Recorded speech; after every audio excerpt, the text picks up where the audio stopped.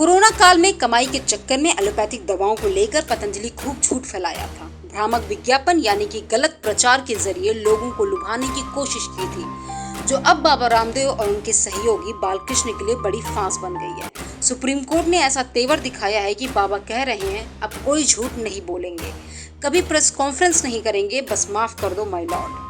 तो आखिर ये क्या पूरा मामला है? बाबा रामदेव ने कौन सा रायता फैला दिया था? अब कोर्ट ने कैसे उनकी क्लास लगा दी? ये सब हम आपको बताने जा रहे हैं। लगभग 1.5 साल पहले अगस्त 2022 में इंडियन मेडिकल एसोसिएशन ने पतंजलि आयुर्वेद के विज्ञापन को भ्रामक बताते हुए उनके खिलाफ सुप्रीम कोर्ट में एक याचिका दायर की थी। आईएमए का दावा था कि पतंजलि के भ्रामक विज्ञापनों की वजह से भी लोग कोविड-19 की वैक्सीन नहीं लगवा रहे हैं। पतंजलि ने एक विज्ञापन जारी किया था जिसमें कहा गया था, एलोपैथी, फार्मा और मेडिकल उद्योग द्वारा फैलाए गए गलतफहमियों से खुद को और देश को बचाएं।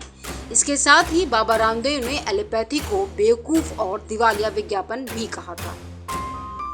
मामले की पहली सुनवाई 21 नवंबर 2023 को हुई थी, जिसमें न्यायमूर्ति असनुद्दीन अमानुल्लाह ने पतंजलि को यह दावा करने के लिए चेतावनी दी थी कि उनके उत्पाद बीमारियों को पूरी तरह से ठीक कर सकते हैं।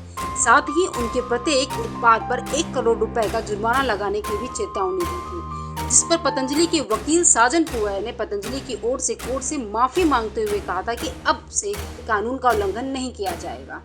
मामला फिर 15 फरवरी 2024 को सुप्रीम कोर्ट में दोबारा खोला गया, जब न्यायमूर्ति अमानुल्लाह को पतंजलि के झूठे और भ्रामक विज्ञापनों के संबंध में एक गुमनाम पत्र मिला।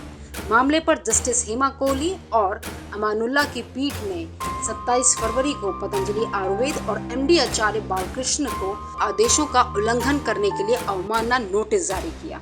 19 मार्च को हुई अगली सुनवाई पर अवमानना नोटिस का जवाब न मिलने पर अदालत ने बालकृष्ण और रामदेव को व्यक्तिगत उपस्थिति के लिए आदेश दिया। इसके बाद बालकृष्ण ने कोर्ट को माफीनामा दिया, जिसे कोर्ट ने अस्वीकार कर दिया।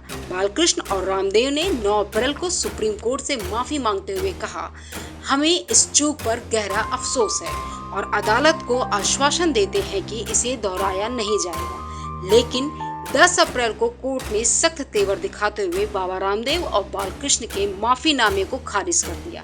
जस्टिस अमानुल्लाह ने कहा कि इन लोगों ने 3 बार हमारे आदेशों की अनदेखी की है। इन लोगों ने गलती की है, इनको नतीजा भुगतना होगा। सुप्रीम कोर्ट ने इस दौरान लापरवाही बरतने वाले अधिकारियों को भी फटकारा, तुरंत सस्पेंड करने के निर्देश दिए।